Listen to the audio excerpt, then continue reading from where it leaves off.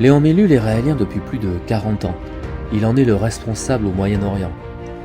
Le mouvement raélien est cette organisation dont vous avez déjà entendu parler, qui a été créée en 1973 par Raël suite à sa rencontre avec le représentant d'une civilisation extraterrestre que l'on appelle les Elohim et qui sont à l'origine de la création de la vie sur Terre. Ces extraterrestres que l'humanité a pris pour des dieux souhaitent revenir officiellement sur Terre dans une ambassade, en Israël de préférence. Juif marocain de naissance, Léon Mellul a décidé très jeune d'aider Raël dans sa mission de diffuser cette information au plus grand nombre et en particulier au Moyen-Orient. Il créa également le mouvement raélien en Israël, berceau des grandes religions, pays où les Elohim aimeraient voir construit à nouveau le troisième temple tant attendu par le peuple juif pour leur retour officiel sur Terre. Léon Mellul a donc passé sa vie à œuvrer dans ce sens auprès du monde arabe et également auprès de la communauté juive de par le monde.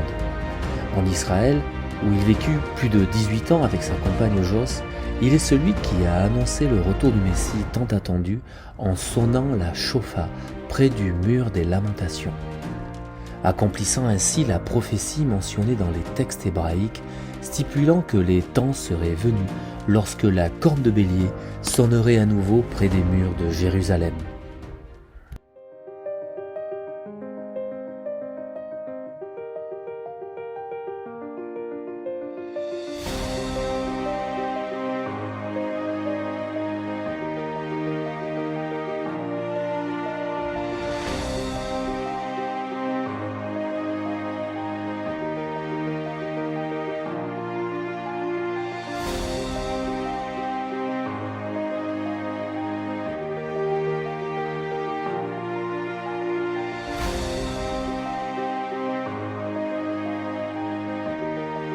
Bonjour, mon nom est Léon Mellul. Je suis né au Maroc, d'origine séfarade, juive, bien sûr. Et un jour, j'ai rencontré un livre qui a changé ma vie. Ça s'appelait Le livre qui dit la vérité, qui en hébreu, c'est Sefer Sheomer et Haemet, le livre qui dit la vérité. C'est ce livre-là qui a changé ma vie, car j'ai toujours eu, en tant qu'adolescent, des questions par rapport à plusieurs textes hébraïques, plusieurs textes de prière, dans lesquels je n'avais pas de réponse. Et un jour, en lisant le livre qui dit la vérité, ce fameux livre-là, qui s'intitulait ainsi, j'ai eu une révélation qui était quelque chose d'extraordinaire. Car je suis d'origine juive, comme vous le savez, et je ne me suis jamais senti aussi juif qu'après avoir compris le message qui venait des étoiles.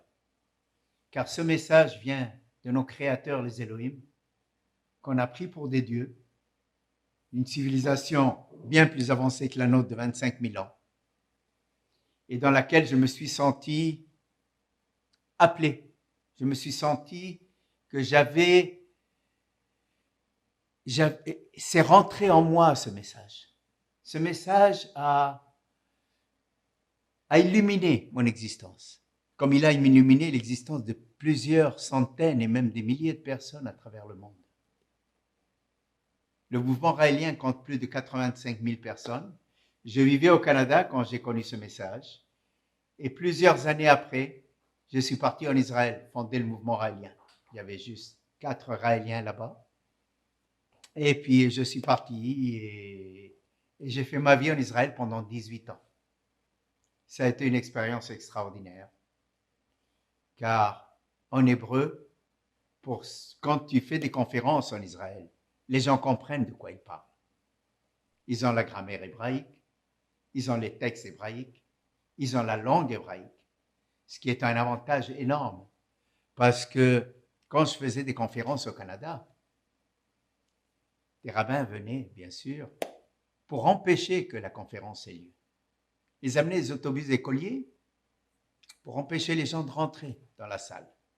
Ils louaient la salle collée à la nôtre en faisant du bruit. Je me rappelle une conférence que j'avais faite à Montréal. Ils ont fait un vacarme énorme pour empêcher que les gens écoutent la conférence. Et j'ai trouvé ça triste et dommage, parce que d'un côté, si un rabbin avait des preuves pour confirmer le contraire de ce que je dis, de ce que les messages des Elohim avancent, il aurait pu venir dans la salle, parce que moi, tous les messages que je donne sont confirmés par des textes bibliques du Tanakh qui est là. Et ce que j'ai fait un jour en lisant ces messages qui nous viennent des Elohim, j'ai pris le Tanakh, j'ai pris un dictionnaire et j'ai traduit mot à mot les versets qui étaient dans ce livre qui nous expliquaient qui sont les Elohim de la Bible. C'est des êtres venus d'ailleurs, des êtres de l'espace, des êtres qui ont c'est une civilisation très avancée, qui ont 25 000 ans d'avance sur nous, qui ont rencontré un homme, ils l'ont incité télépathiquement en France à aller dans un certain lieu qui s'appelle le Puy de la Sola, dans les volcans d'Auvergne. Et là, ils lui ont donné un message qui s'adresse à toute l'humanité. Un message de paix, d'amour, de fraternité. Et ils lui ont demandé deux choses: de diffuser leur message et de construire une ambassade près de Jérusalem pour les accueillir. Cette ambassade, c'est le troisième temple que les Juifs veulent construire. Et dans quel but? Celui d'accueillir les Elohim. Alors sans tarder, je vais passer à des citations bibliques qui vont confirmer que le message que Raël nous apporte et qu'il a reçu en 1973 est confirmé par le Tanakh. Donc voici quelques citations bibliques qui vont donner à réfléchir et qui vont confirmer les messages des Elohim. En Bereshit 1,26.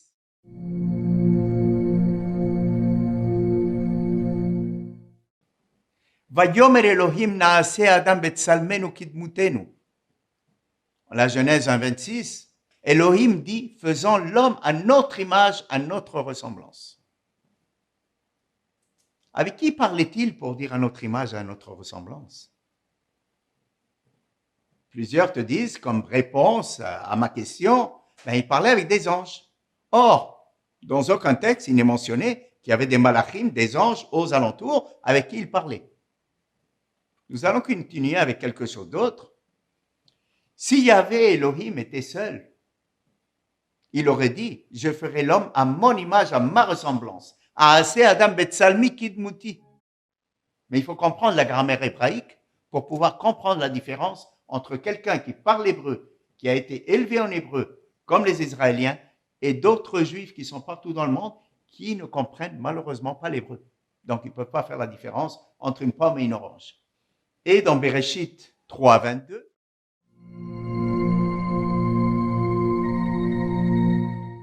Elohim dit, En Adam haya ke'echad mimeni. Yahvé Elohim dit, voici que l'homme est devenu comme l'un de nous. Donc, il ne parle pas, il n'est pas en train de dire, voici que l'homme est devenu comme moi. Sinon, il aurait dit, En Adam haya kamoni. Et il dit ici, En Adam haya ke'echad mimenu, comme l'un de nous.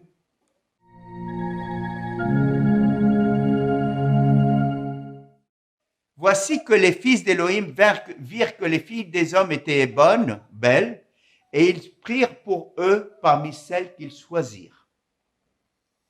C'est-à-dire que nous, humains, et par la suite le peuple juif, a eu plusieurs relations avec les Élohim, parce que nous sommes devenus leur peuple élu, parce qu'ils nous ont choisis. Nous, peuple juif, sommes descendants des fils d'Élohim et des filles des hommes. On dit, les Néphilim sont arrivés sur la terre en ce temps-là. Et aussi l'union des fils d'Élohim et des filles des hommes donna des enfants forts qui deviennent des hommes de renom.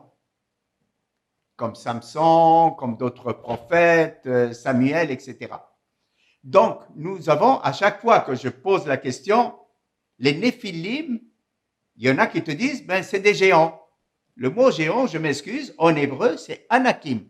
Néphilim, ça veut dire eleshenaflou, ça veut dire ceux qui sont descendus, qui viennent du mot nafol, ça veut dire descendre, qui sont tombés du ciel. Donc, si ces gens-là sont tombés du ciel, ils venaient d'ailleurs. Ils ne sont pas tombés comme des oiseaux. C'était des gens qui venaient d'une autre civilisation plus avancée que la nôtre. Et nous allons continuer avec plusieurs citations. Lors de la sortie d'Égypte, Yahvé a allé devant eux dans une colonne de nuée pour leur montrer le chemin, et le soir dans une colonne de feu pour les éclairer afin qu'ils puissent marcher jour et nuit. Ça, c'était lors de la sortie d'Égypte. Donc, une colonne de nuée, c'est certainement un engin qui les couvrait de dimensions énormes, qui pouvait couvrir le peuple d'Israël quand ils marchaient de jour, parce qu'ils étaient dans le désert. Et la nuit, c'était des projecteurs qui les illuminaient le chemin afin qu'ils puissent marcher aussi dans la nuit.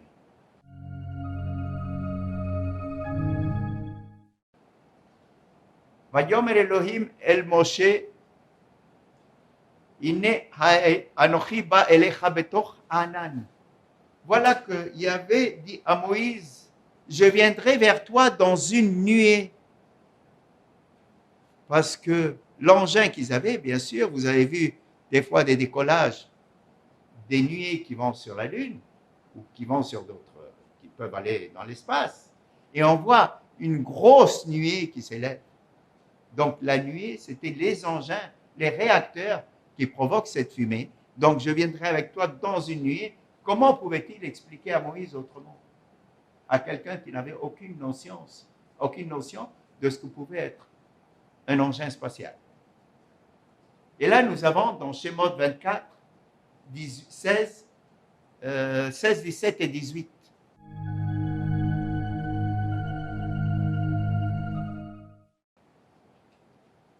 Et la gloire de Yahvé se posa sur le mont Sinaï que la nuée couvrait pendant 6 jours.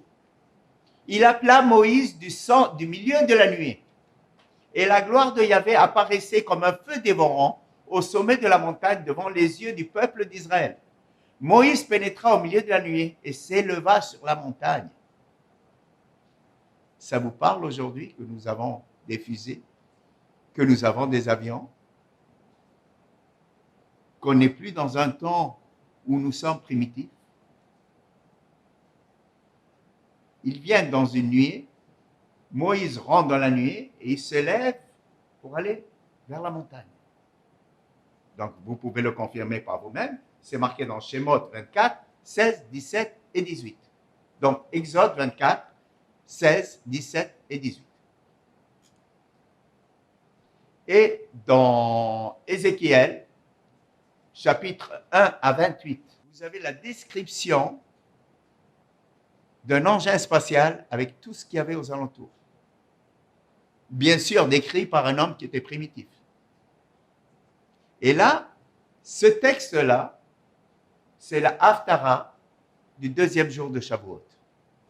Et on va continuer avec Job. Job en hébreu, 37, chapitres 15 et 16.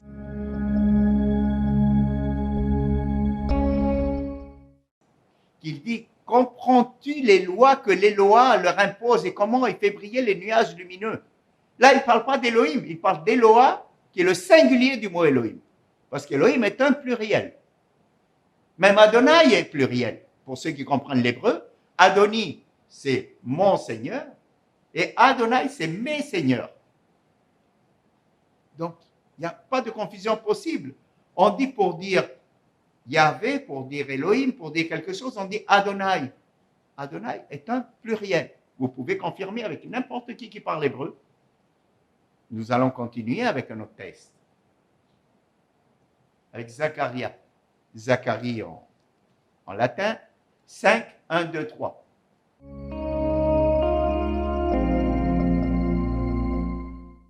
Et là, vous avez la description d'un engin qui voit en donnant les dimensions. Et Yahvé dit, que vois-tu? Et Zacharie qui répond, je me repris à lever les yeux et je regardais. C'était un rouleau qui volait. Megillah Afa. Ça veut dire en hébreu, un Megillah, c'est un galil, un cylindre qui vole. Et il me dit, que vois-tu? Et je répondis, je vois un rouleau qui vole, sa longueur est de 20 coudées et sa largeur de 10 coudées. Or, la nuée, si on veut ce cylindre qui volait, il avait 12 mètres 71 parce qu'une coudée mesure 63 et quelques centimètres, 63,56 centimètres exactement.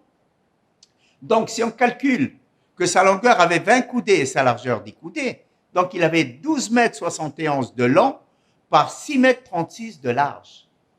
Et ça, il le regardait de terre. Donc, imaginez ce rouleau qui volait et qui mesurait 12 mètres 71 vu de terre. Donc, il devait être bien plus grand que ça. Et vous pouvez aussi vérifier dans les textes que je suis en train de vous dire, dans Zacharie 5, 1, 2 et 3. Parlons un peu de Noé maintenant.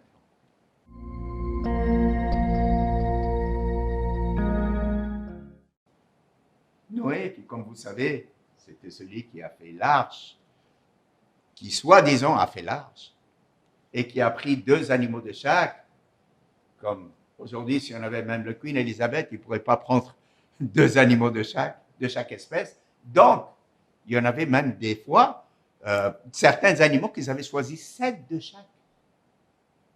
Pourquoi? On ne sait pas. Mais bon. Et voici que le déluge, donc, si on va par là, on va parler de Noé en donnant un petit peu d'explication. Premièrement, si on va sur le fait que le plus grand navire aujourd'hui, ou vaisseau aujourd'hui, ne pourrait pas contenir 2 animaux de chaque, des fois 7 de chaque, de tous les animaux qui existent sur la Terre. Donc, qu'est-ce qui s'est arrivé? C'est qu'aujourd'hui, nous pouvons comprendre qu'en prélevant une cellule de chaque animal, de chaque vie sur Terre, on peut la reproduire en laboratoire. Nous sommes en train de créer la vie en laboratoire. Donc aujourd'hui, c'est plus facile de comprendre que de prendre une cellule, ça peut rentrer dans une petite boîte comme ça, des milliers de cellules. Vous conviendrez avec moi qu'aujourd'hui, nous pouvons comprendre. C'est le temps de comprendre et d'arrêter de croire. Et voici que le déluge est arrivé sur la terre pendant 40 jours. Là, je reviens à la Genèse 7, 17, dans lequel Noé, on fait la présentation de Noé. Et la multitude des eaux souleva l'arche qui s'éleva au-dessus de la terre. Je vais vous le dire en hébreu. Bereshit 7, 17. Voyez, à Merkaba, Ayabaharetz, c'est-à-dire, Vetaram Hateva Me'alaretz, c'est-à-dire que l'arche s'éleva au-dessus de la terre. On ne dit pas qu'elle s'éleva au-dessus des eaux. Sinon, elle aurait dit Asfina, qu'elle était si c'était un bateau, on aurait dit Asfina, et qu'elle flottait sur les eaux. Là, on dit que l'arche s'éleva au-dessus de la terre et non pas au-dessus des eaux. Donc, quelque chose qui peut s'élever au-dessus de la terre, c'est un engin qui vole. Et moi, je vais amener, ça c'est les Elohim qui parlent, surtout Yahvé Elohim qui dit, et moi je vais amener sur la terre le déluge par l'eau. Toute chair animée d'un souffle de vie sous les cieux, tout ce qui habite la terre périra. Donc le déluge a tué toute vie sur terre, à part bien sûr Noé, sa famille et les cellules qui étaient dans l'arche ou dans l'engin qu'ils ont préparé pour sauver Noé et sa famille et les cellules humaines. Nous pouvons aller là-dessus en pensant s'il a détruit toute vie sur terre. Donc, si c'était un déluge, les poissons seraient en vie. Ils ne les auraient pas détruits. Pourtant, il dit ici que toute chair animée d'un souffle de vie sous les cieux, tout ce qui habite la terre périra. Et la terre, on ne parle pas de la terre ferme, on parle de la planète Terre. Donc, aujourd'hui, vous pouvez voir plusieurs fossiles avec des poissons qui ont la bouche ouverte. Qu'est-ce qui est arrivé? C'est qu'il y a eu un bombardement atomique provoqué par les Elohim parce qu'ils se sont rendus compte que leur création était devenue trop agressive, trop méchante, qu'ils ne se respectaient pas les uns des autres, qui se bouffaient les uns les autres, qui s'entretuaient les uns les autres, et ils ont décidé de détruire toute vie qu'ils avaient créée sur Terre. C'était une expérience qu'ils avaient fait en laboratoire, parce qu'au début, ils avaient commencé à créer la vie sur leur planète. Et des gens qu'ils avaient créés, des êtres qu'ils avaient créés, à un certain moment, ils étaient hors contrôle, ils se sont échappés, ils ont tué des gens sur la planète des Elohim, et à ce moment-là, ils ont arrêté toute forme de création sur leur planète, et ils ont dit à un certain moment, quand vous serez prêts, allez vous chercher une autre planète, faites la vie sur d'autres planètes. Quand on dit que Yahvé, dans son nom, veut dire, en hébreu, Yehyeh Hové Vehaya, ça veut dire, il a été, il est, il fut, parce qu'il est éternel. Pourquoi il est éternel? C'est parce qu'ils ont un corps jeune, ils sont arrivés à une technologie qui peut vivre entre 700 et 1000 ans. Ils ont un corps qui se garde jeune sans maladie pendant toute la période de leur vie. Et quand leur corps devient trop âgé, qui commence à dérailler un peu, on prend la mémoire, comme si on achetait un ordinateur neuf, on prend la mémoire du vieil ordinateur, on la transmet dans le nouvel ordinateur, on la download ou on la télécharge, si on préfère, dans ce nouvel ordinateur. Et à ce moment-là, on a un ordinateur neuf avec toute la mémoire de l'ancien. Les Elohim, sur leur planète, sont arrivés à une science, à une technologie qui peuvent télécharger la mémoire de quelqu'un dont le corps est déjà âgé, dans un corps neuf, comme s'il avait entre 18 et 25 ans, qui va vivre entre 700 et 1000 ans sans aucune maladie. Quelle merveille! On espère un jour pouvoir atteindre cette technologie, mais pour l'instant, on ne l'a pas. Donc, quand il parlait à Moïse, ici, dans Shemot 11, 33,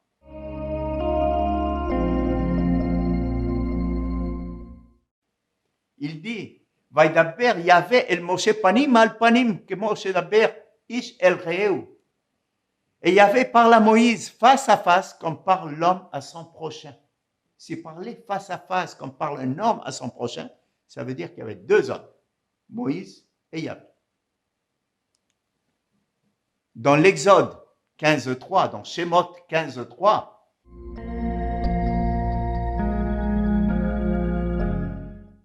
Yahvé Ish Milchama Yahvé Shmo. Qu'est-ce que ça veut dire ça? Yahvé est un homme de guerre, Yahvé est son nom. Si Yahvé Elohim était un Dieu unique et immatériel, qui a créé tout, soi-disant, en une semaine et qui se reposa le 7e jour, enfin, peut-être qu'il était un peu trop fatigué, mais bon, on va rigoler un peu avec ça. Yahvé est un homme de guerre, Yahvé est son nom. Est-ce qu'un Dieu unique qui a tout créé a besoin de faire la guerre? D'être un homme de guerre?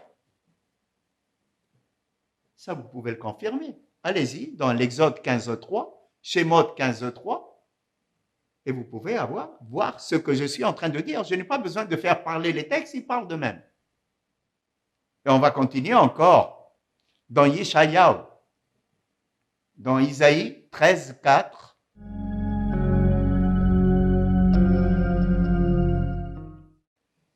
Yahvé Tsebaot, mais ça peut être Tseba Milchama. Yahvé, le grand Yahvé, passe en revue l'armée du combat. Là, ça va encore plus loin. Un Dieu encore, ou celui qu'on croit un Dieu, il a besoin de passer en revue l'armée pour un combat. Donc, il a une armée. C'est pour ça qu'on dit qu'il est un homme de guerre. Yahvé Ish Milchama, Yahvé Shmo. Yahvé est un homme de guerre, Yahvé est son nom. Donc, s'il passe en revue l'armée du combat, c'est que c'est un combattant, qu'il a une armée, qu'il a une civilisation, qu'il a des hommes derrière lui. Donc, où est-ce qu'il est, ce Dieu unique et immatériel? Nous allons continuer avec un autre verset qui est encore plus loin et qui va encore, on va aller en crescendo plus, parce que, vous savez, on dit en Kabbale que la lumière peut être aussi forte qu'elle devienne aveuglante. Et certaines choses qu'on ne peut pas percevoir, on préfère se voiler la face. On préfère jouer à l'autruche pour ne pas les voir. Mais on ne peut pas se cacher la face longtemps. Parce que un jour, nous allons comprendre que nos créateurs, ce sont des êtres venus d'ailleurs. Que ce sont les Elohim dont parle la Bible. Que nous prions sans savoir qui ils sont. Là, nous allons aller dans Yeshayahu 19.1. Isaïe 19.1.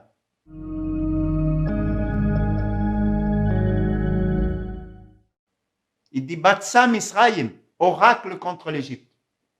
Voici Yahvé qui chevauche une nuée rapide et va en Égypte. Encore quelque chose qui est... Yahvé est un Dieu unique, mais il a besoin de chevaucher une nuée rapide pour aller en Égypte. Si un Dieu est unique et immatériel et qu'il est partout et nulle part, il n'a pas besoin de chevaucher une nuée rapide pour aller en Égypte, premièrement. Deuxièmement, les gens étaient primitifs, mais ils n'étaient pas idiots. Une nuée, un nuage, ils savent qu'il va très doucement. Et là, il parle d'une nuée rapide pour aller en Égypte. Donc, la nuée, c'était les gaz d'échappement qui lâchaient la nuée, mais n'étaient pas chevauchés sur une nuée. Il était à l'intérieur d'un engin qui faisait une nuée et qui devait aller en Égypte. Donc, et c'est des textes que vous pouvez confirmer. Je ne suis pas en train de vous inventer quoi que ce soit. Je n'ai pas besoin, ils sont là. Donc, Yeshayahu 19.1, allez-y. Isaïe 19.1, ce que je suis en train de vous dire, voyez-le pour vous-même.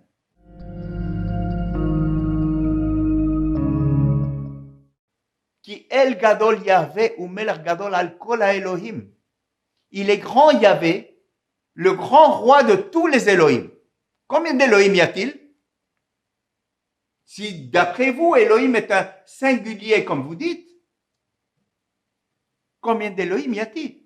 Parce qu'il dit, il est le grand roi de tous les Elohim. Dans Shemuel 4, 8.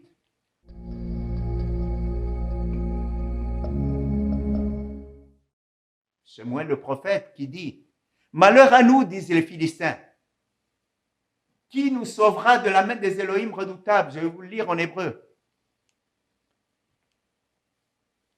Oy lanu, malheur à nous, miyatzilenu miyad Elohim hadirim, qui va nous sauver de la main de ces Elohim redoutables, au pluriel, les deux, Elohim et redoutable.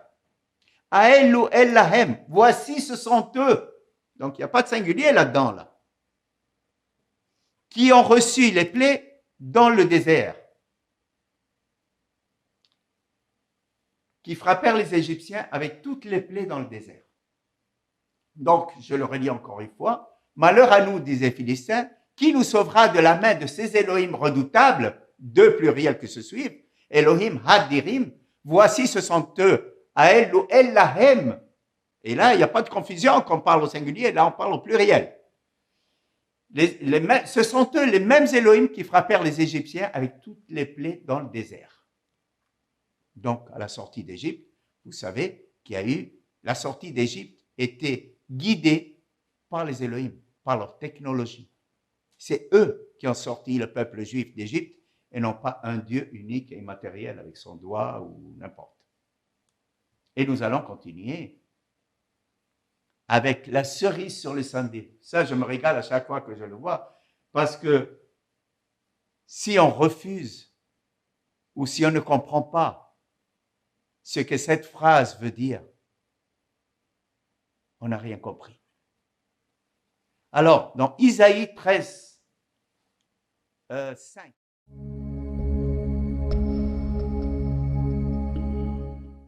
il est dit, Baïm, qui est le pluriel du Moba, ça veut dire ils arrivent, Meres Merchak, d'une terre lointaine, Mixé Hashamaim, dans le couvercle du ciel, très loin. Ils arrivent d'une terre lointaine dans les confins du ciel. Voyez-le par vous-même, Isaïe 13, 5.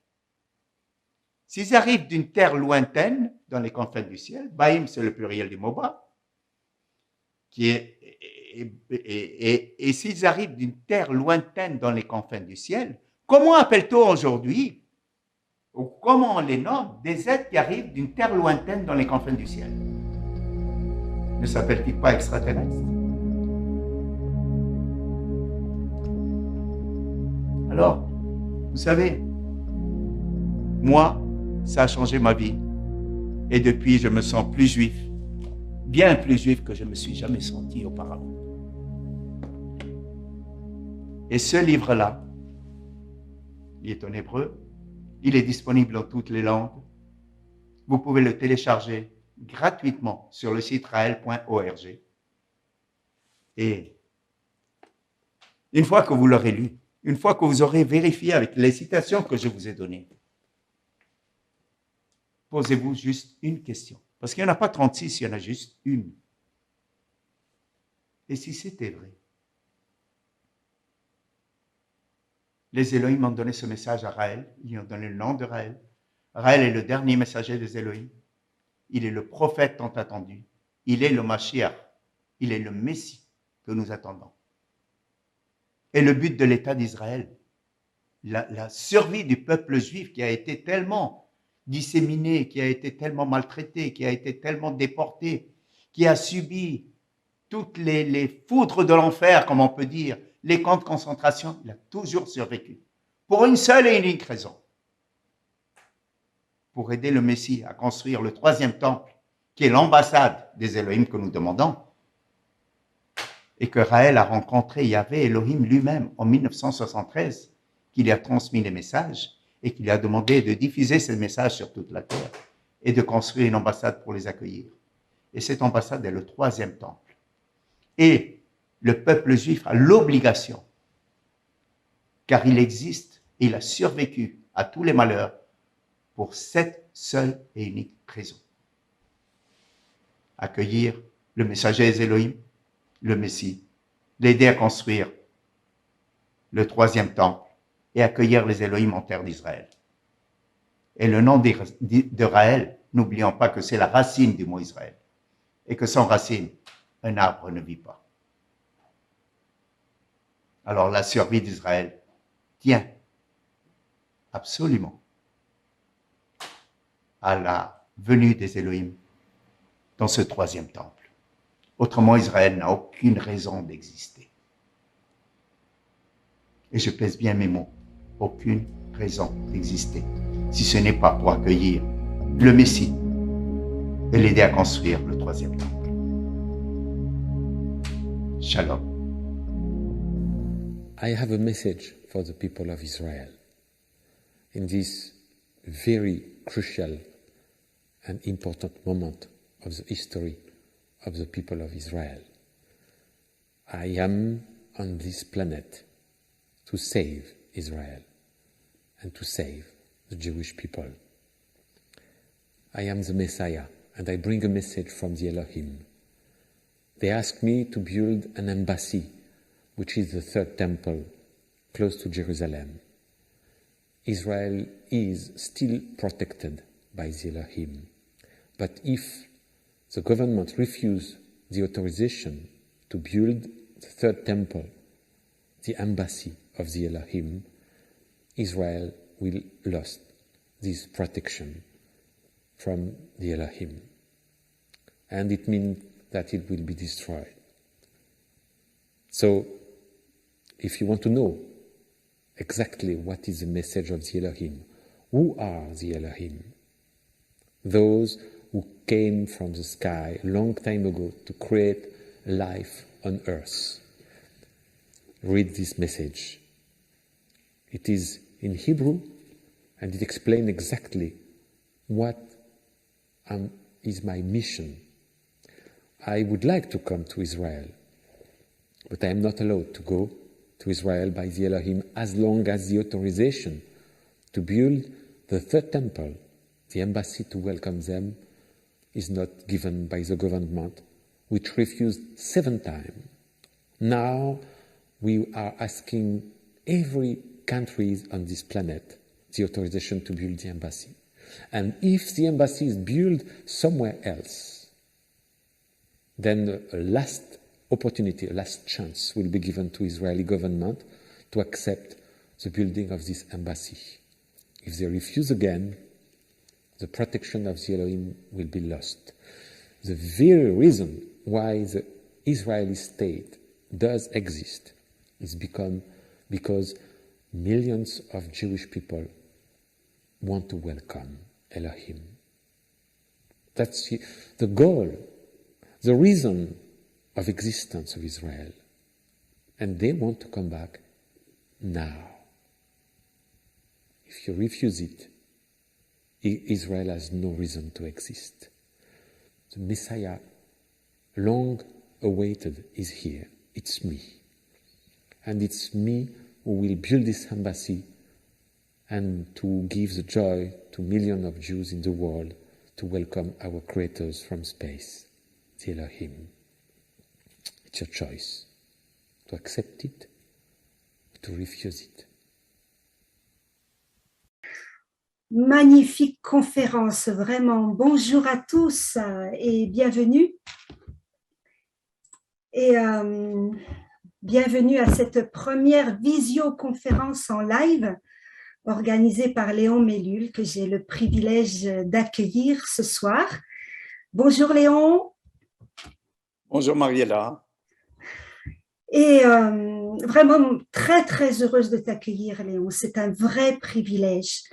Tu es grand rabbin du mouvement raélien international et porte-parole du Mashiach Raël depuis maintenant de très nombreuses années, 34 ans environ. Et dans le cadre de la mission qu'il t'a confiée, tu as décidé cette année d'organiser une visioconférence destinée plus spécifiquement à la communauté juive dans le monde. Celle-ci, aujourd'hui, cette conférence est donnée en français. Elle est la première d'une série que tu vas donner, notamment la prochaine en anglais en janvier, ensuite en hébreu, puis en espagnol. Ces 3 prochaines conférences se dérouleront au cours du premier semestre 2022. Vous en serez informés, bien évidemment. En tout cas, je voulais te remercier, Léon, vraiment pour ce magnifique exposé.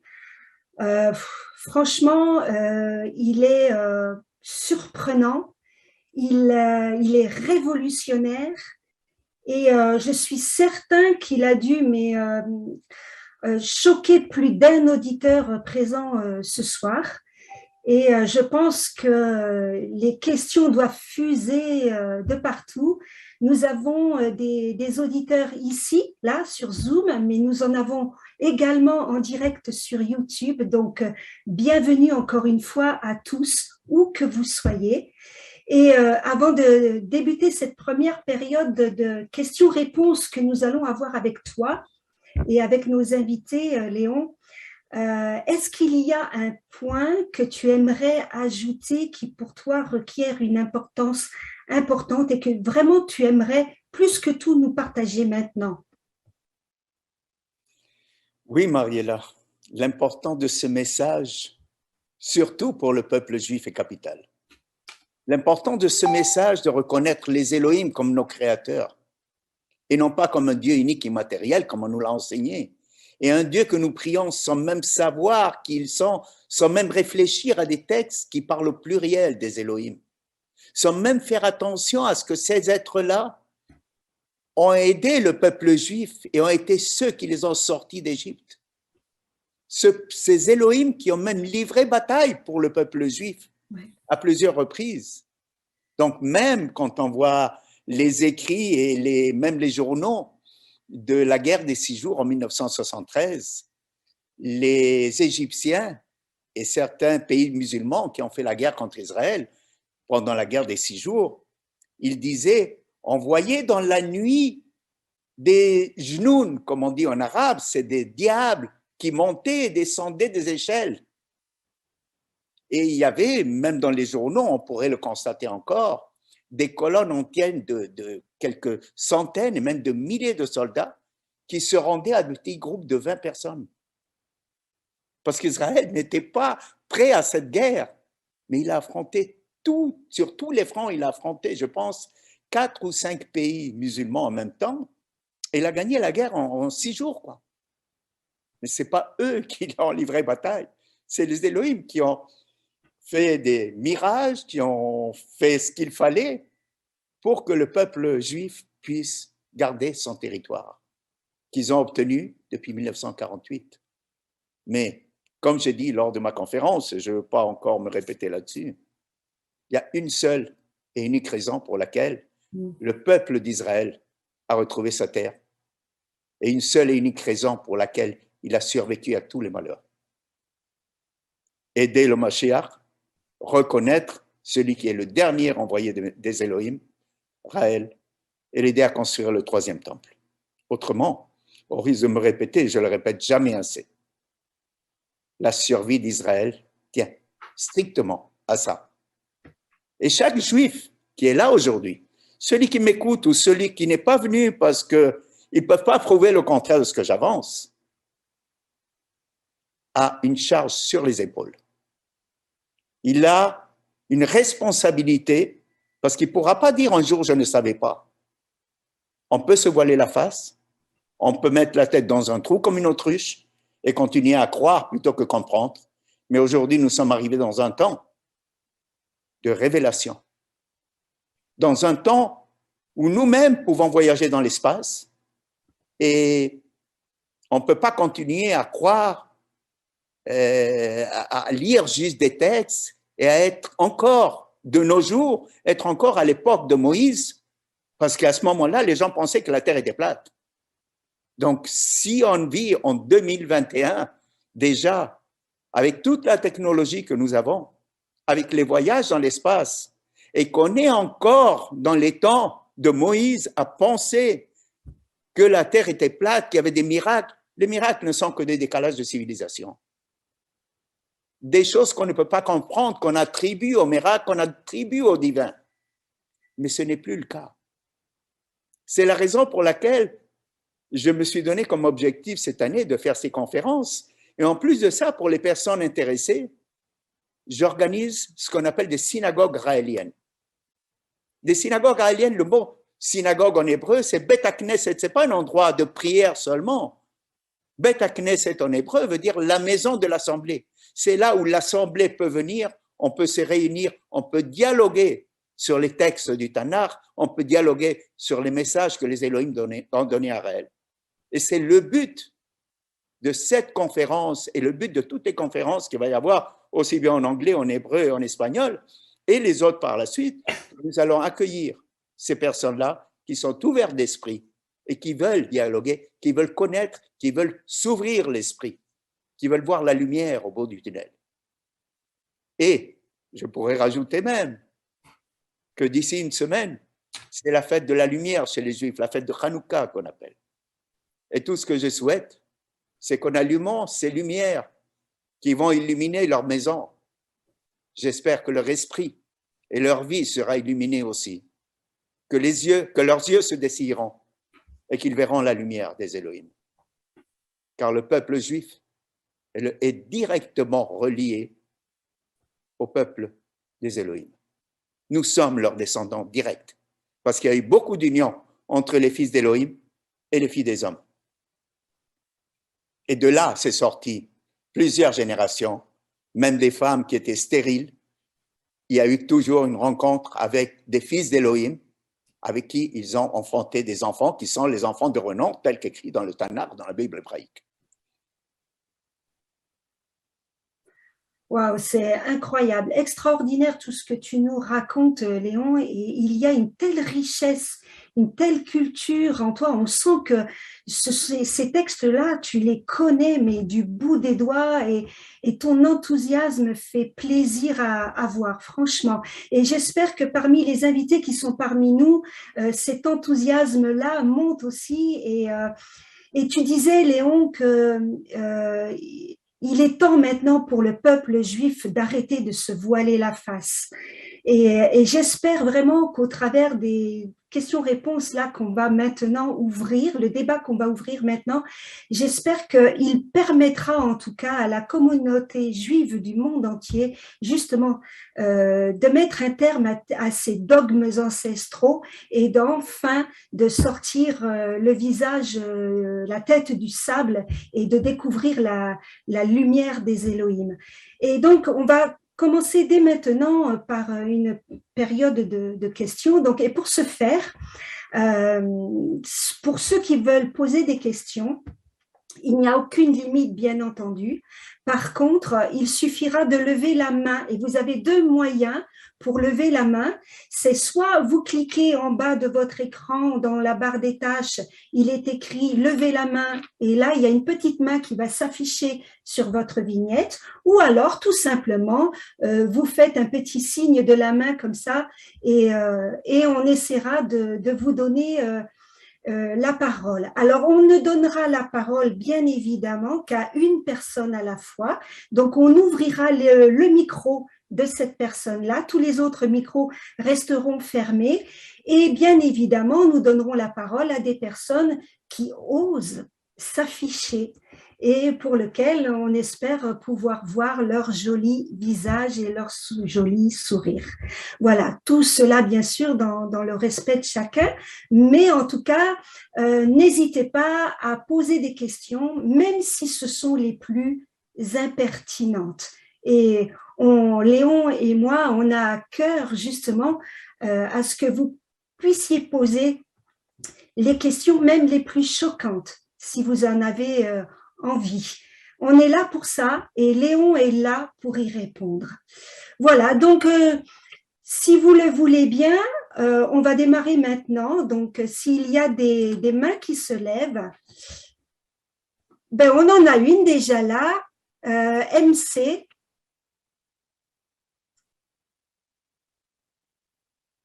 MC, vous l'avez repéré, peut-être pas, ou je m'en occupe. Voilà, je demande.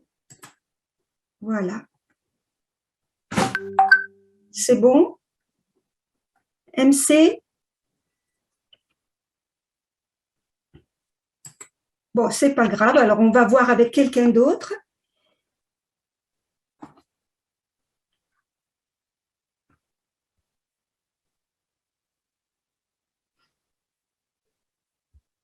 Vous avez fait un choix.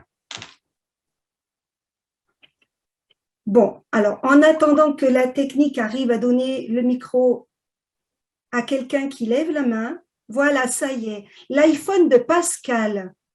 Oui, bonsoir à tout le Voilà, monde. bonsoir Pascal. Bonsoir Pascal. Quelle est la question? Ah ben alors, à quand est-ce la venue du Christ alors? Parce que c'est quand même lui le chef des Elohim. Vous n'êtes pas du tout dans le sujet, monsieur. Je suis désolé. Ouais, parce que les Elohim sont nos créateurs. Excusez-moi. Oui. Vous avez posé une question, je vous réponds. Ah, super. Les Elohim sont nos créateurs et Jésus était un de leurs envoyés, voilà. Un Messie, un fils de Néloa et d'une femme de la terre. Tout à fait. Sa venue viendra avec les autres prophètes quand les Elohim seront invités à assister dans l'ambassade que nous allons construire pour eux. Ah ben moi j'attends avec impatience le retour du Nous Christ, aussi, croyez-moi. Le chef des Elohim, Mashiach Yeshua de Nazareth, le chef des Elohim. Parce que comme il était là au 1er siècle, j'ai vu qu'il a fait beaucoup. Excusez-moi, on va voir s'il y a d'autres questions. Mariella? Oui, alors, donc est-ce qu'on peut donner, s'il vous plaît, la parole à quelqu'un d'autre? Voilà, oui, Danielson. Bonjour, bonjour. Salut Léon, je te remercie pour ton vidéo. Je l'ai suivi sur le bout des lèvres, sur le bout des oreilles tout le long en m'en venant tantôt. J'adore, c'est vrai que tu connais très bien le sujet. Moi, j'ai une question par rapport au peuple d'Israël en tant que tel, aux Juifs. Quand tu dis que c'est la seule raison d'être de l'existence du peuple d'Israël, s'ils n'accomplissent pas leur mission, comme on sait, il arrive quoi au peuple d'Israël si leur seule raison d'être, c'est de vivre? Ça veut dire qu'ils sont éliminés ou ils sont plus protégés? Il arrive quoi exactement avec le peuple d'Israël dans cette situation-là? Premièrement, les Elohim, ils ont accordé toujours leur protection à Israël jusqu'à dernièrement, en voyant leur attitude, en voyant leur état guerrier et surtout, ils ont enlevé leur protection car le peuple juif ne respecte pas un des plus grands commandements, qui est en hébreu « Be'ahavta l'recha kamocha » « Aime ton prochain comme toi-même ». Et ça, le peuple juif l'a ignoré. Et pour ça, les Elohim ont enlevé leur protection sur le peuple d'Israël. Alors, bien sûr, si le peuple d'Israël octroie le terrain avec une extraterritorialité pour construire ce troisième temple, s'il aide le messager des Elohim, Raël, à construire ce troisième temple. Il n'y aura aucun problème, Israël sera protégé. Et il aura une protection, il sera la lumière des nations, comme il est dit, hors la goyim, la lumière des nations sur les autres peuples. Mais tant et aussi longtemps qu'ils refuseront, en continuant à être le peuple à la nucrède, Am Sheorev, comme ils ont dit, comme il a traité Yahvé Elohim, le peuple juif, le peuple à la nucrède, Am Sheorev, ils n'auront pas gain de cause parce que leur existence tient un fil. Et je ne dis pas que la terre d'Israël va être détruite, mais Israël va perdre son état tout simplement. Parce que si les Elohim n'arrivent pas dans le troisième temple que nous voulons construire, quelle est leur raison d'être? Quelle est la raison que le peuple juif doit porter le flambeau aux autres peuples de la terre?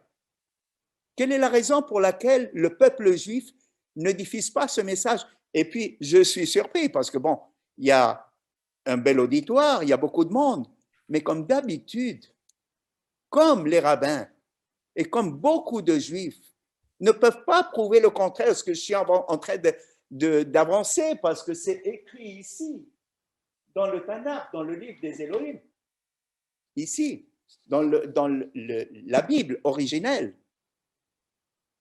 S'ils viennent dire le contraire de ce qui est écrit là-dessus, des exemples que j'ai donnés, ils renient le tout. Parce qu'on ne peut pas changer juste un yud, un iota de ce livre.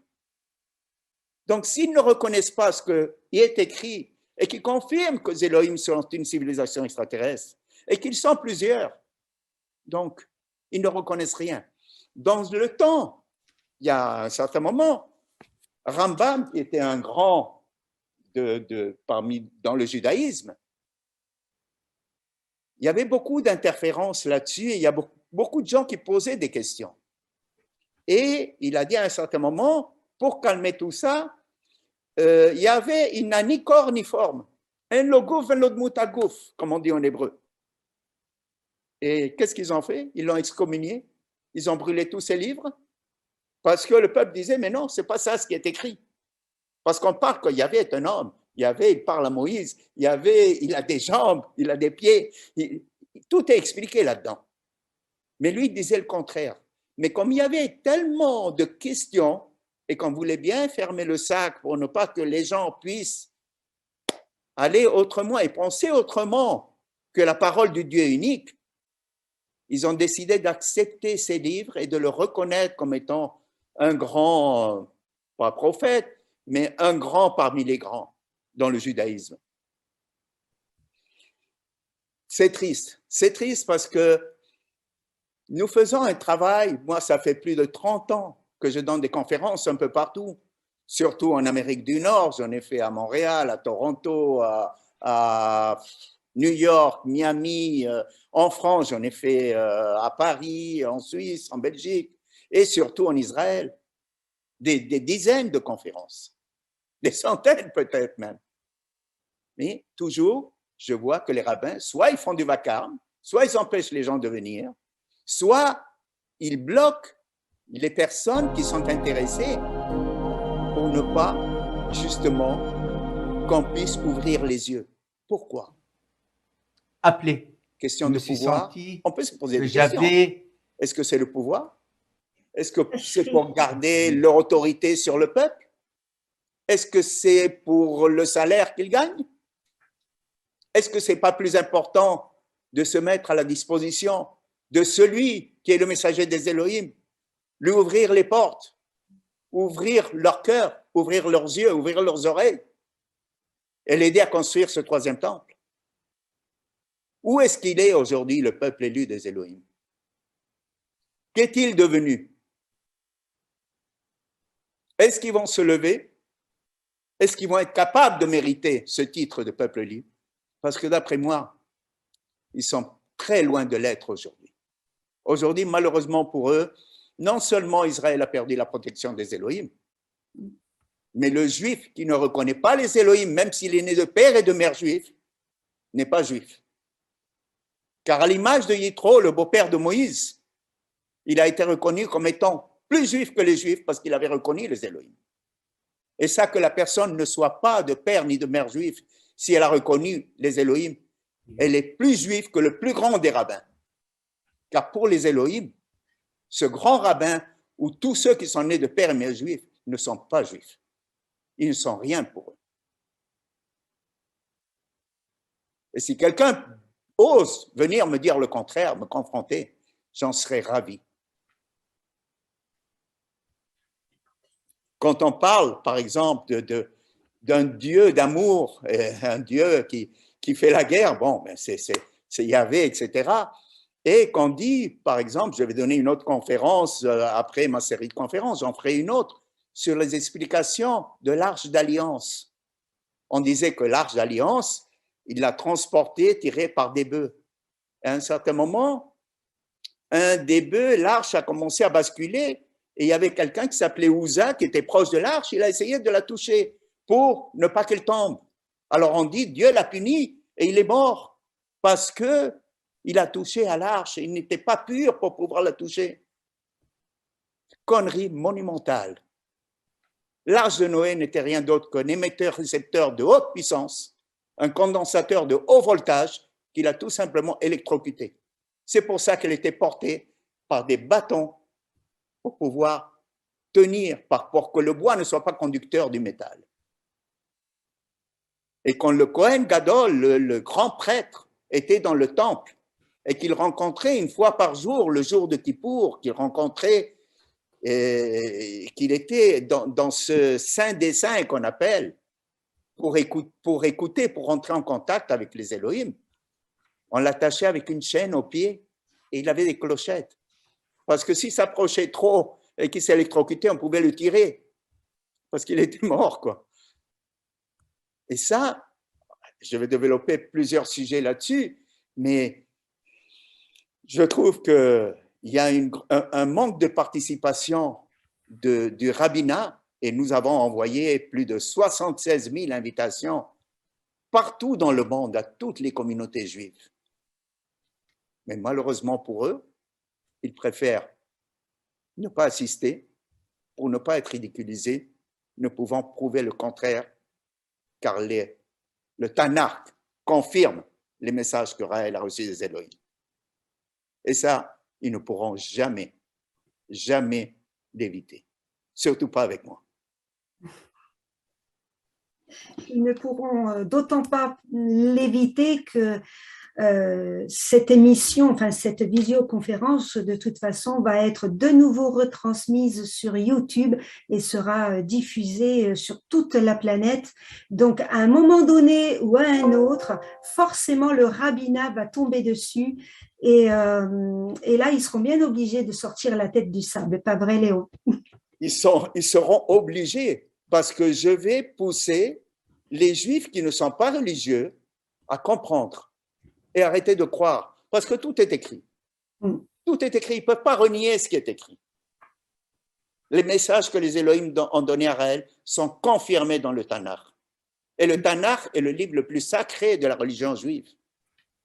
Et même dans le jour du Yom Kippour, qui est le jour le plus sacré du judaïsme, dans lequel ils jeûnent, ils sont toute la journée en train de prier depuis la veille, etc. Ils disent toujours,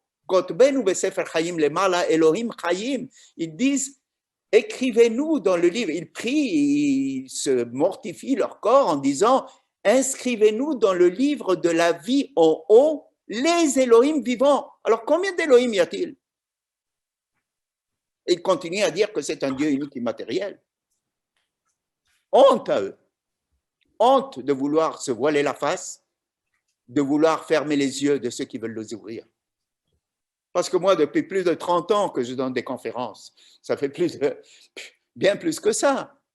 J'ai reçu des menaces, j'ai reçu des humiliations, j'ai reçu plein de choses. Mais rien ne m'arrête. Pourquoi? Parce que je porte en moi la parole des Elohim et rien ne peut m'atteindre. Et leur problème, c'est qu'ils ne peuvent pas se mettre avec moi face à face pour qu'on puisse avoir un dialogue. J'ai vu dans des conférences, mais même en Belgique, les rabbins rentrer dans la salle et sortir des Juifs de la salle qui étaient intéressés. pour ne pas qu'ils écoutent ce que j'avais à dire, pour ne pas qu'ils se déracinent, comme s'ils étaient des légumes. On peut retenir par les racines, non seulement à moi, plusieurs fois même, quand j'ai donné des conférences et même avant ça, combien m'ont abordé pour me dire non, tu fais partie de notre communauté, tu ne peux pas dire ça, il faut que tu viennes voir le rabbin. Je vais voir le rabbin, mais il ne peut pas dire le contraire de ce que j'avance. Qu'est-ce que tu veux que je fasse avec ce rabbin? Combien? Parce que le juif, non seulement il ne veut pas que tu sortes, parce que c'est une unité, c'est un, si tu veux, avec tout le peuple. Donc, il t'empêche non seulement que tu puisses sortir et te déraciner de l'enseignement qu'ils t'ont donné et des croyances qu'ils t'ont mis dans la tête, mais en plus de ça, ils veulent te tirer vers le bas pour que t'attacher avec les autres, pour ne pas que les autres puissent entendre et qu'ils puissent se réveiller aussi. Moi, j'ai eu cette chance. J'ai eu ce bonheur d'avoir connu les messages des Elohim, d'avoir rencontré Raël, et j'ai le privilège de le suivre et de l'aider, et puis ce sera comme ça jusqu'à la fin de mes jours. C'est un engagement personnel qui est phénoménal. C'est un engagement du vrai juif qui a oui, reconnu. Oui, oui. Est-ce qu'il y a des questions? N'hésitez pas, c'est le moment ou jamais. Je ne vois pas de main se lever.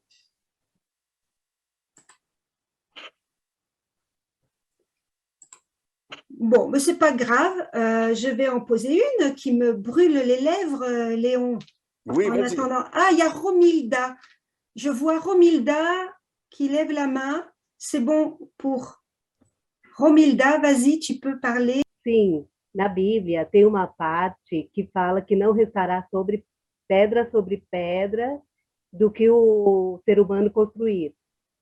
Alors, il y a une partie dans la Bible qui dit qu'il ne restera aucune pierre qui a été posée par l'être humain, qu'aucune de ces constructions ne se maintiendra. Sim, e sobre a embaixada israeliana que será construído por nós, seres humanos, terá algum problema de ser destruída ou não? Et par rapport à ça, qu'est-ce qui va se passer avec l'ambassade que nous sommes censés construire? Est-ce qu'elle ne va pas être détruite, elle aussi? Je vais te répondre en français, puis tu lui feras la traduction, s'il te plaît, David. On ne parle pas de l'ambassade, on est en train de parler du premier temple et du deuxième temple qui serait détruit justement par le non-respect et la non-compréhension du peuple, qui est le peuple du livre. Parce que c'est ça, c'est le peuple du livre, c'est ça. C'est le Tanakh, le peuple du livre, c'est le peuple qui à l'origine de cette Bible, et les temples ont été détruits et il est écrit qu'il ne restera pas pierre sur pierre.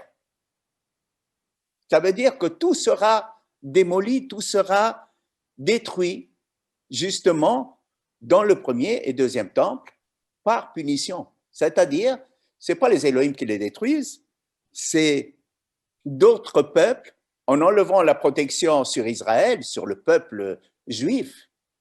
Leur monument qui était la base de la religion, si on veut, le premier temple, le deuxième temple, ont été détruits justement par la non-reconnaissance des Elohim, par la non-reconnaissance de tous les prophètes qui ont été envoyés par les Elohim, parce que tous ils ont été envoyés par eux. Et malheureusement, le peuple juif, à chaque fois qu'un prophète venait et qu'il donnait le même message que Raël est en train de nous apporter aujourd'hui, c'est pour ça que nous avons la chance de l'avoir, car il est le dernier messager des Elohim. Tous les autres prophètes ont été soit martyrisés, soit emprisonnés, soit tués, soit exilés. On les a tous abolis parce qu'ils amenaient le même message des Elohim. Et comme ça ne convenait pas, il fallait les éliminer.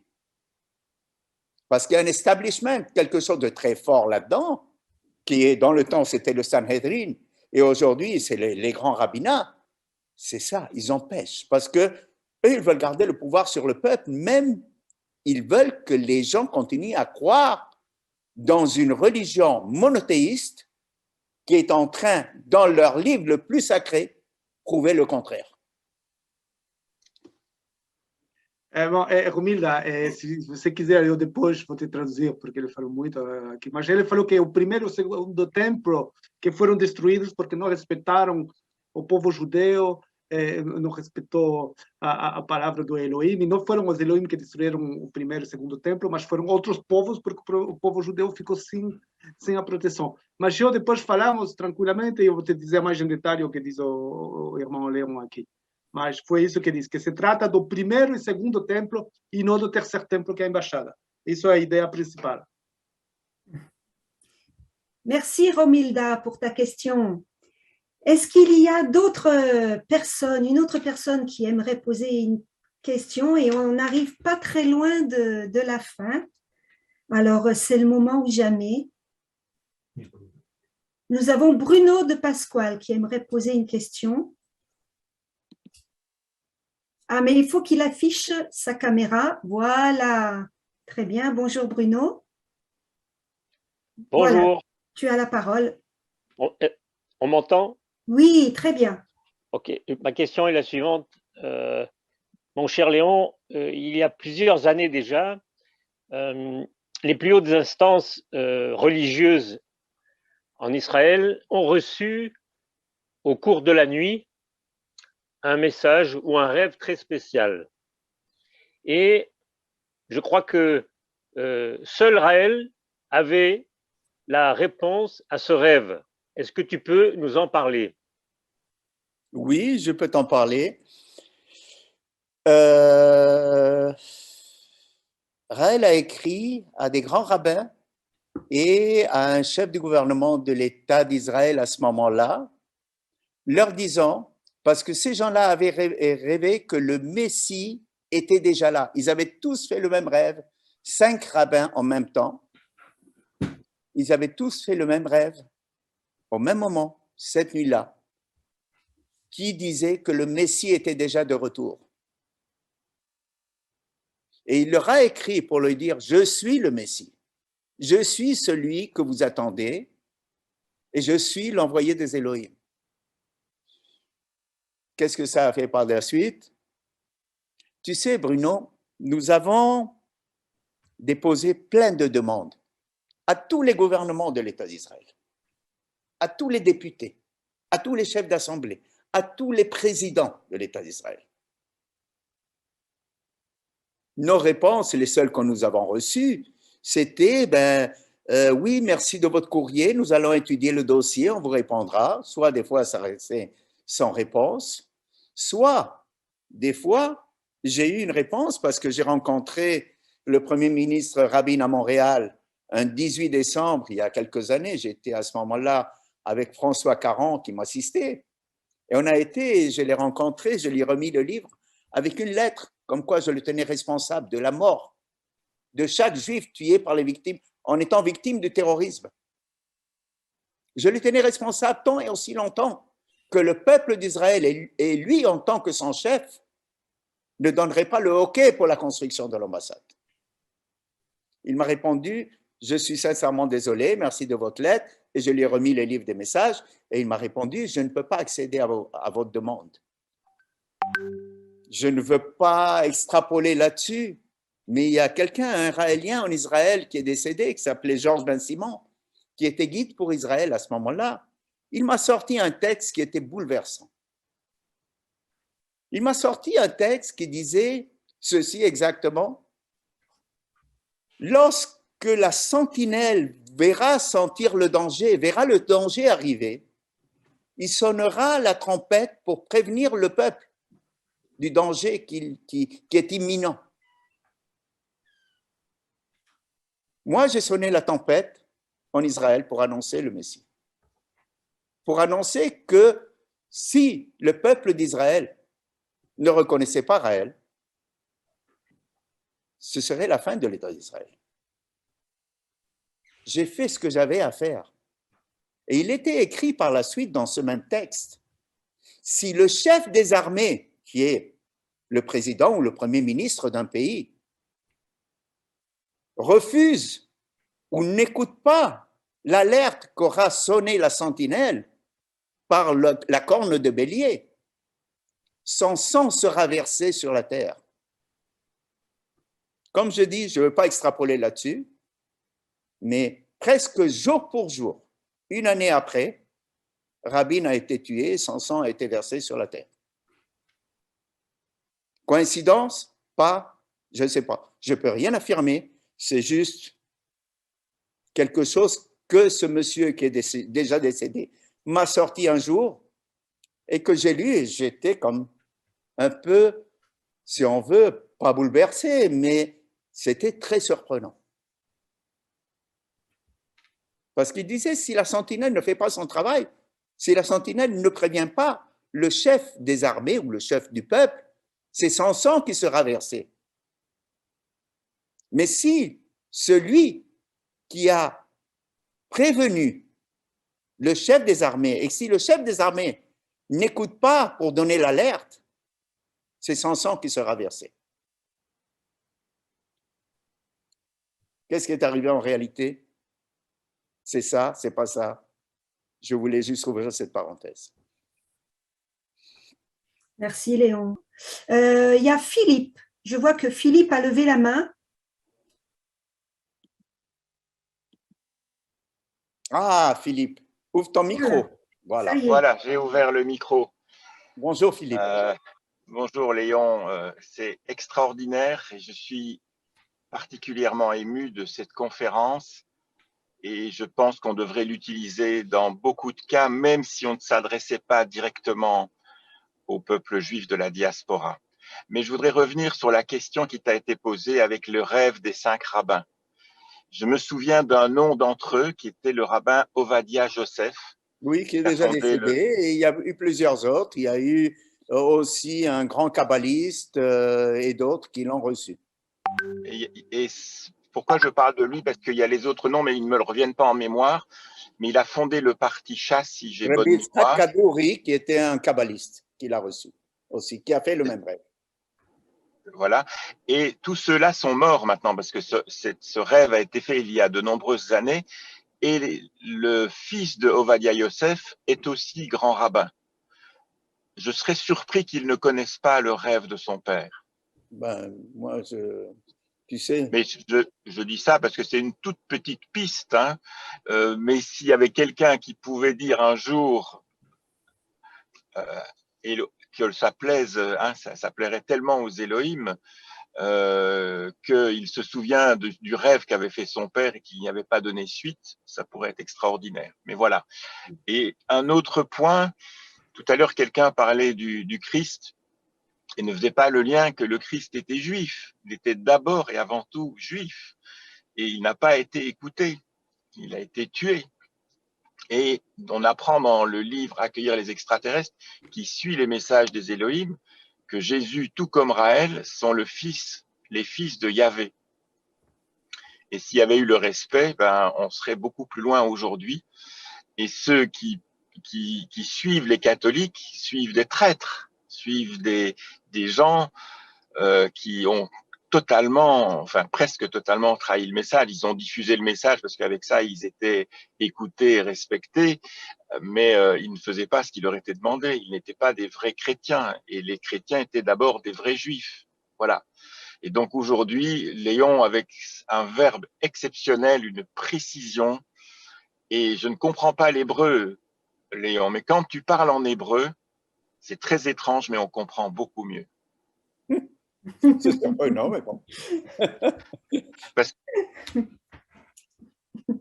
Merci Philippe. Merci Philippe, merci.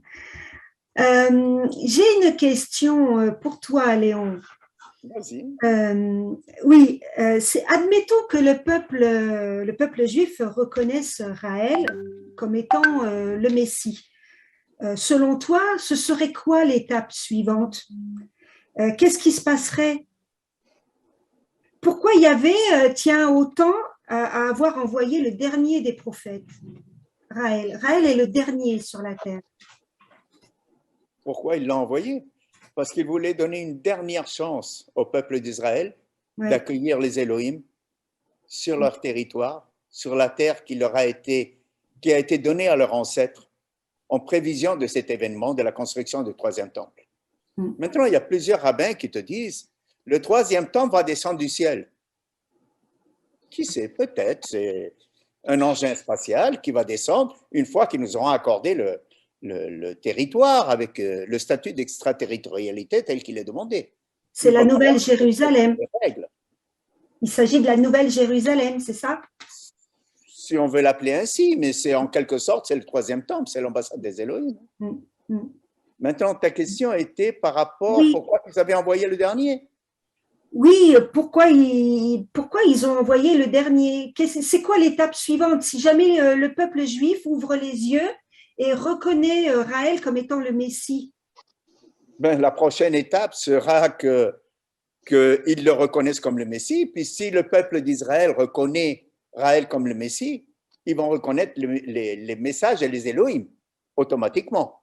Donc, automatiquement, c'est un grand problème qui va amener à toute l'humanité.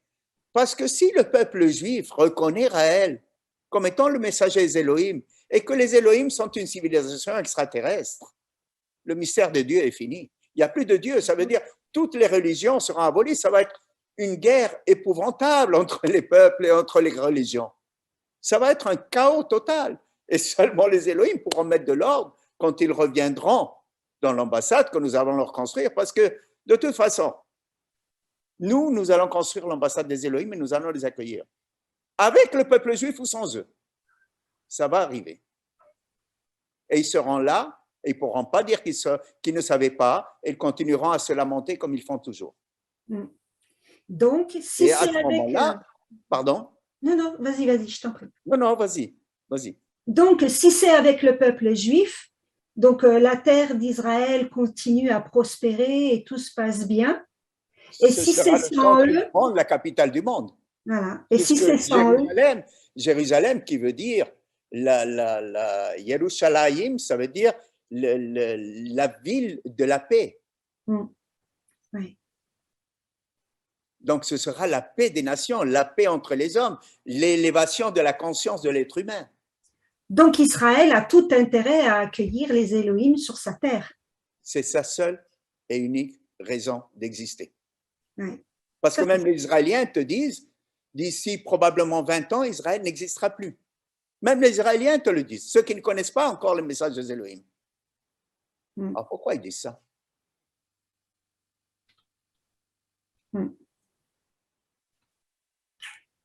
Pour en revenir encore à l'arche d'alliance, c'est la fameuse arche d'alliance dans laquelle, soi-disant, les tables de la loi sont à l'intérieur, etc., etc. Avec toutes les connaissances que le Mossad a, toutes les informations qu'ils ont, qui peuvent trouver une aiguille dans une botte de foin à travers le monde entier, ce n'est pas surprenant qu'ils n'aient pas encore trouvé cette fameuse arche d'alliance. Il n'y a personne à qui ça clique de dire « mais pourquoi tu ne la trouves pas ?»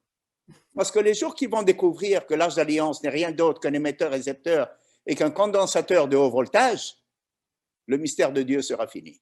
Oui. Et c'est ça qu'ils veulent éviter.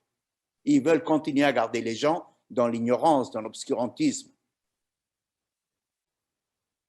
pour garder le pouvoir, pour continuer à vivre derrière la religion, leur salaire, le prestige, les honneurs qu'on leur font, et puis tout ça, ben, ça les met sur un pied très élevé, si on veut, par rapport à leur ego. Mais c'est quoi cet ego par rapport à la reconnaissance des Elohim?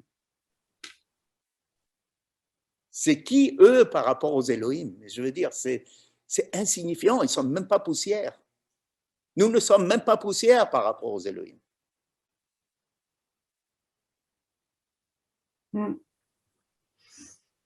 Est-ce qu'il y a d'autres questions?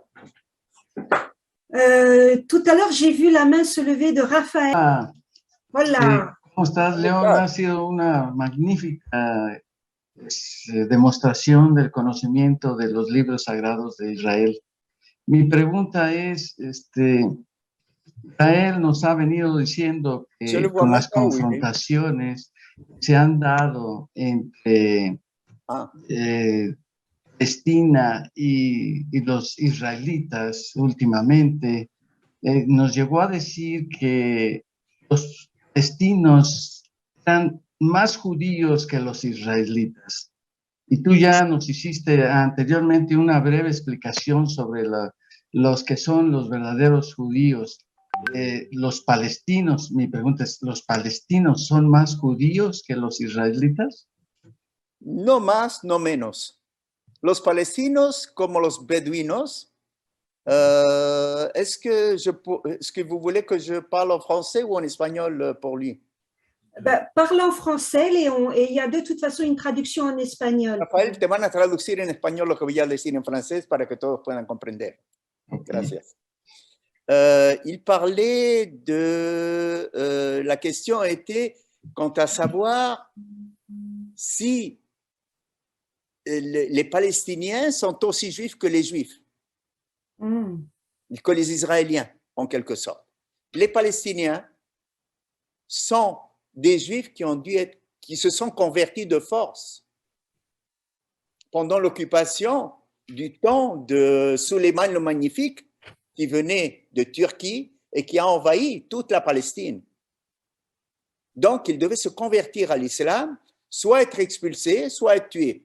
Donc, les gens se convertissaient de la même façon que lorsqu'il y a eu en Espagne, lors de l'Inquisition, dans le temps d'Isabelle la catholique, que les Juifs ont dû se convertir ou quitter pour partir en Afrique du Nord et dans les pays musulmans.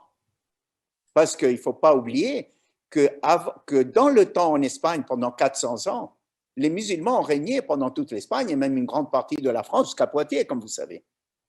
Donc, il y avait une culture, il y avait un lien entre le musulman et le juif qui est très fort parce que nous sommes pas seulement cousins, nous sommes frères. Les deux peuples sont les fils d'Abraham. Et les chromosomes des Israéliens, par analyse, et ceux des Palestiniens sont exactement les mêmes. Et on a interviewé même des Bédouins en Israël qui te disaient, des gens de mon âge qu'on a interviewés, et qui te disaient, moi je me rappelle de mon grand-père que même si nous étions musulmans, mon grand-père se cachait dans la cave et il mettait les téphilines tous les jours, ce que les Juifs mettent tous les jours. Et il me dit, nous on est de descendants juifs. Mais ces gens-là qui ont dû se convertir, comme il y a eu les Espagnols qui ont dû se convertir et d'autres, ils ont gardé leurs coutumes. Ils ont gardé leurs coutumes. Je vais peut-être ouvrir une parenthèse qui n'a rien à voir avec la question, mais je me rappelle une femme qui venait à la maison de mes grands-parents, très âgés, qui les connaissaient par rapport au voisinage et autres, et qui a vu un jour mon grand-père mettre les téphilines le matin pour faire sa prière. Et cette femme lui a dit, c'est pas possible. Donc, mon grand-père était juif. Je me rappelle que mon grand-père se cachait dans sa cave et il mettait les mêmes lanières de cuir tous les matins. Et ils étaient convertis au catholicisme avec des croix chez eux. Donc, ça va très loin, là. Ça va très loin. Et les Palestiniens, bien sûr, c'est des Juifs. Et les Palestiniens ont le droit de retour en terre d'Israël parce que c'est leur terre. Ces gens-là n'ont pas quitté leur terre parce qu'ils ne pouvaient pas, soit parce qu'ils avaient des commerces, soit parce que ça ne les intéressait pas, soit parce qu'avant, les gens ne mettaient pas leurs parents dans une maison de retraite. Ils vivaient avec eux jusqu'à la mort. Donc, ces gens-là, peut-être qu'ils avaient des parents malades qui ne pouvaient pas se déplacer ou des obligations qu'ils ne pouvaient pas quitter. Donc, ils ont décidé de se convertir, de continuer peut-être leur religion qui, bien sûr, s'est perdue avec les années. Mais c'est vrai que les Palestiniens ont les mêmes chromosomes que les Juifs séfarades, israéliens, pas que les Ashkénazes, parce que ça, c'est une autre étape. Merci Léon. Et je pense que si vous êtes d'accord, on va pas tarder à clôturer. Et il y a l'ambassadeur du futur. Oui, c'est ça. C'est que j'allais. Voilà. Que ce grand guide de l'humanité vienne nous adresser la parole. C'est ce que j'allais faire, effectivement. Donc, donner la parole aux ambassadeurs du futur, un bien grand nom. Jean-Pierre. Oui, je vais prendre peut-être le casque. Je pense que vous allez m'entendre mieux comme ça. Vous m'entendez bien? Oui, Jean-Pierre. Oui. Super. Merci Léon pour ce repas magnifique auquel tu nous as invités. C'est une nourriture exceptionnelle, extraordinaire et qui me fait, moi, réfléchir à un de tes derniers propos que tu viens de soulever. Quand les Elohim vont venir, le chambar qu'il va y avoir sur cette planète Terre, ça va être un tohu-bohu comme pas possible parce qu'il y a tellement d'intérêts qui sont pris à droite et à gauche et qui vont être défendus bec et ongle par ceux qui en sont les tenants. Nous allons, nous, humanité, et surtout nous, les Raéliens, certainement avoir quelque chose d'immense à faire. Et la question que je te pose aujourd'hui, est-ce que nous, Raéliens implantés sur toute la planète, nous avons une mission vis-à-vis du peuple juif à travers le monde, une mission bien particulière que tu aimerais nous donner peut-être aussi, en plus de la mission que Raël nous donne pour, je dirais, amener la réponse à l'humanité entière, mais peut-être que le peuple juif, là où il est implanté, il y a peut-être des choses à faire pour aller le voir, le solliciter et aller discuter avec lui comme tu aimerais le faire avec les rabbins. Oui, Jean-Pierre, bien sûr. Mais tu sais, comme tu sais bien et comme on dit souvent, tu peux emmener un cheval, tu penses que le cheval, il a soif, et tu peux l'emmener à la rivière pour qu'il boive. Mais s'il ne veut pas boire, tu ne peux pas le forcer. Oui. Et tu ne peux pas nourrir ceux qui n'ont pas faim, ni abreuver ceux qui n'ont pas soif. Donc le peuple juif est rendu là. Mais nous sommes à une époque de l'humanité. Nous sommes à une époque dans un tournant de l'histoire, avec tout ce qui se passe actuellement, que l'humanité va prendre conscience d'elle-même et va se réveiller. L'humanité va prendre conscience et se réveiller. Et si ce n'est pas le peuple juif qui accueille les Elohim, ce sera un autre peuple. Parce que de toute façon, ils vont venir. Ils vont arriver là. Nous sommes en ligne droite vers l'ambassade et chaque Raélien est un guide pour l'humanité. Chaque Raélien, il est de son devoir, de son obligation aujourd'hui d'être plus fort que jamais, derrière le prophète plus que jamais, parce qu'il est là, il avance dans l'âge et comme il nous a dit plusieurs fois, notre génération ne terminera pas avant que les Elohim soient arrivés. Nous les verrons arriver. Peut-être nous ne les verrons pas, certains comme toi ou moi, peut-être nous ne serons plus là, mais ils vont arriver. Et dans l'ambassade que nous allons leur construire, ou dans l'ambassade qu'ils vont amener si c'est un engin, mais ils vont venir de toute façon. Et ils changeront l'histoire de l'humanité. Parce que nous sommes les guides de cette humanité et notre devoir et notre obligation, c'est de continuer à apporter la lumière à cette humanité qui est perdue dans les ténèbres, qui est perdue dans les vaccins, qui est perdue dans les passes sanitaires, qui est perdue dans l'argent, dans le pouvoir, dans l'ego, dans la puissance, dans tout ce qu'on veut, dans l'armement, dans les usines pharmaceutiques. Et tout comme toi, j'ai hâte de voir les Elohim arriver et de voir tout ce bordel et de rigoler de tout ce qui va arriver. Merci Jean-Pierre pour cette magnifique question et merci Léon vraiment pour cette ouverture. C'est incroyable, on a passé 1 heure ensemble qui est extraordinaire et tu nous as fait voyager dans le passé, mais tu nous as fait aussi voyager dans le futur. Et si le peuple juif se réveille et sort la tête du sable, l'avenir peut s'avérer extraordinaire et merveilleux pour lui aussi et pour l'humanité tout entière. Et si tu devais donner un dernier mot, Léon, ce que tu ressens au plus profond de toi-même, qu'est-ce que tu nous dirais là, maintenant, tout de suite ?